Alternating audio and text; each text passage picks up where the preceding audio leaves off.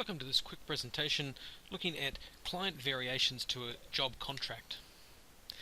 In this video we're going to be looking at a job that has phases and a phase contract set up for it, and we're going to look at how we can put in a variation for that.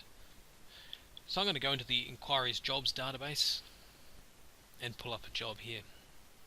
Under the Transactions and Processes screen, we've got a link from here to contract variations.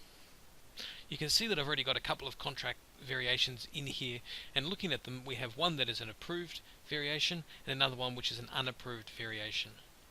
If I wanted to add in a new one, I could hit F2 or plus, put in what type of variation it is, notes on what we're going to be doing, who from our office is going to be involved in doing that variation. I'm going to pick Fred.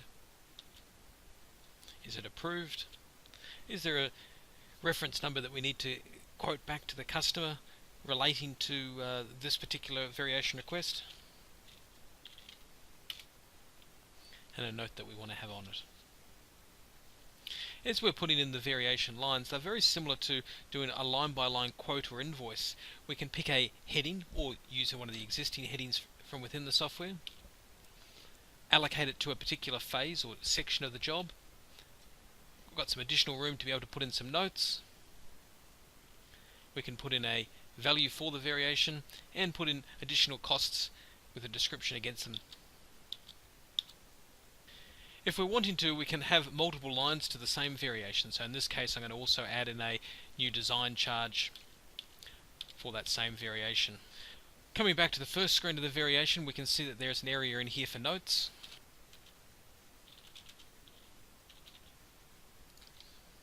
We can see in here that we've got our job number, their reference number, our variation reference number as well, and each variation gets a unique reference number to it. We've got the two different sections of the works that we're putting in for the variation, each of them updating two different phases or sub-jobs within the main job.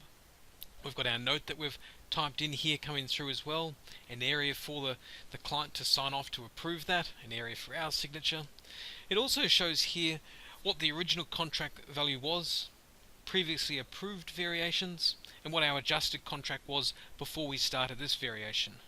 With this variation, what our total is, and then what our revised contract would be. Now these figures here are all excluding GST. Over here it shows us that same excluding GST figure with the GST and the variation approval total. So if we wanted to come in and to approve that variation, we can come into here from a no to a yes, and then we can even put in, if we've had to reduce the variation, the amount that wasn't approved.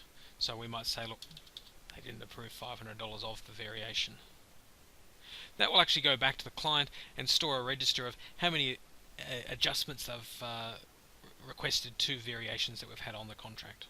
There are variations as well that we can do to the cost budget of a job, which is very similar to what we've covered underneath the detailed estimate video, except when that estimate is approved it will go to the budget adjustment for variations approved rather than the contract value for variations approved. If you've got any other questions, please contact sales@interact.com.au. Thank you.